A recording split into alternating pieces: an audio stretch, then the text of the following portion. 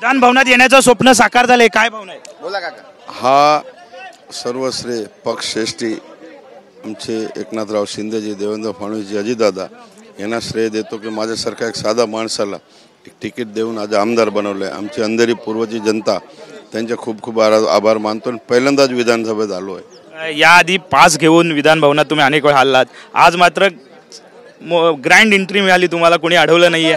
किती भावना कशा आहेत? भावना आणि खूप खूप आभार व्यक्त करतो माझी विधानसभेची जनता. अंधेरी पूर्वची जनताने मला भरभरून मतदान केलं. आमचे अंधेरीकर खुश आहे की मी पहिल्यांदा आमचा कोणतरी आमदार, आज हक्काचा आमदार विधान भवनात आला. मांडणार तुम्ही अंधेरीचे? अंधेरीमध्ये ट्रॅफिक आहे, सरकारी हॉस्पिटल नाही, पाण्याचे प्रश्न आहेत, रस्ते बरोबर नाहीत, भरपूर प्रश्न आहेत.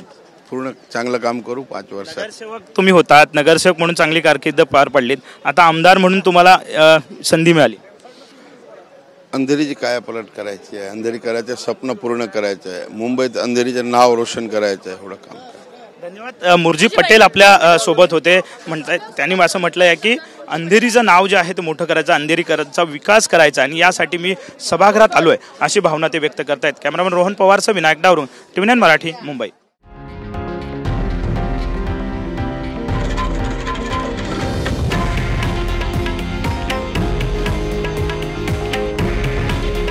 हे आहे देशातील नंबर 1 न्यूज नेटवर्क आणि आपण पाहत आहात TV9 मराठी. काळजी तुमची, हित महाराष्ट्राचं.